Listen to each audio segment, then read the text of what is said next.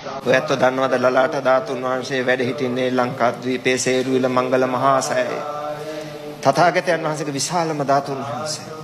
සිවතරුන් නාග ලෝකෙන් ගෙන ආපු කේශ ධාතුන් වහන්සේලාත් එක්කයි සේරුවිල මහා සෑයේ වැඩ සිටින්නේ.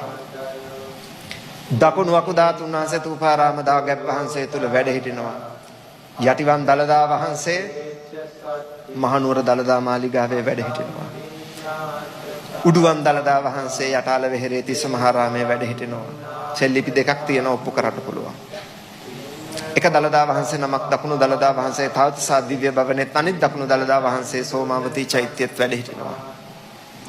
වම් මකු ධාතුන් වහන්සේ බ්‍රහ්ම ලෝකේ සලුමින සෑයේ වැඩ සිටිනවා. ග්‍රීවාස්ති ධාතුන් වහන්සේ පින්වත්නි මහියංගන මහා සෑයේ මහා සුමන දෙවියන්ට පූජා කරපු දීපු මේ කේශ ධාතුන් වහන්සේලාත් සමග මහියංගන දාගැබ් වහන්සේ තුල වැඩ සිටිනවා.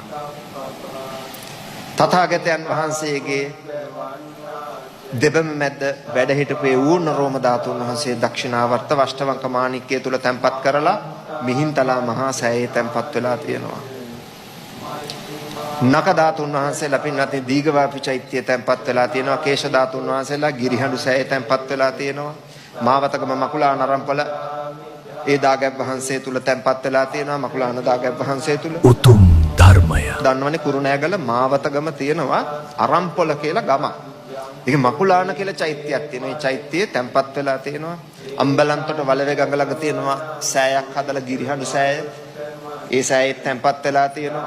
ගෝඨපබ්බත විහාරේ හම්බන්තොට තැන්පත් වෙලා තියෙනවා කේශ ධාතුන් වහන්සේලා. රන්න හුංගම අතර තියෙනවා කලමැටිය කියලා විහාර නවයක්. ඒ විහාර නමේ මැද සෑයේ වැඩ සිටිනවා කේශ ධාතුන් වහන්සේලා. පුරාණ තංගලු මහා විහාරේ කේශ ධාතුන් වහන්සේලා තැන්පත් වෙලා තියෙනවා. මුතියංගන චෛත්‍යයේ බුදුරජාණන් වහන්සේගේ දාඩිය මුතු ඇට බවට පත් වෙලා බිමට වැටුණා. ඒ මුත්තක ධාතුන් වහන්සේලා ඉන්දක දෙවියෝ නිදන් කළා කේශ ධාතුන් වහන්සේලා සමග මුතියංගන සෑයේ බදුල්ලේ නගර මැද්දේ. සිදුහත් කුමාරයා කේසච්ඡේදනය කරපු මගුල් කඩුව බුදුරජාණන් වහන්සේ වැඩ හිටපු රන් ආසනයත් සමග කේස ධාතුත් සමග මහා ഘോഷ දෙවියන්ට දීපු කතරගම කිරිවෙහෙරේ තැන්පත් වෙලා තියෙනවා. අනුරාධපුර සුද්ධ නගරයේ ජේතවනාරාම මහා දාගැබ් වහන්සේ තුල කේස ධාතුන් වහන්සේලා තථාගතයන් වහන්සේ ඉන්නට බඳපු පටි ධාතුන් වහන්සේගෙන් කොටසකුත් තැන්පත් වෙලා තියෙනවා. අස්ථි ධාතුත් සමග තව පින්වත් ලංකාවේ කොච්චර චෛත්‍යවල කේස ධාතුන් වහන්සේලා වැඩ හිටිනවද? එපමණක් නෙමෙයි තථාගතයන් වහන්සේගේ ශ්‍රී ශරීරයේ 8න් එකක් ධාතු ද්‍රෝණයක් ධාතු ලක්දිවට අලංකාරයක් වැනි වසදෘශ ස්වර්ණමාලී මහා දාගැබ් වහන්සේ තුල අනන්ත ආශ්චර්යයෙන් යුක්තවද වැඩ සිටිනවා. තථාගතයන් වහන්සේගේ ධාතුන් වහන්සේලා සධාතුක කුන්තායුධේ රාජකීය සංකේතයේ පින්වත්නි දුට්ඨ ගාමණී අබේ මහරජුරුවන් වහන්සේගේ කාලේ ජයකුන්තේ කුන්තායුධය තුල තැන්පත් වෙච්ච මිරිසවැටි මහා දාගැබ් වහන්සේ තුල තැන්පත් වෙලා තියෙනවා.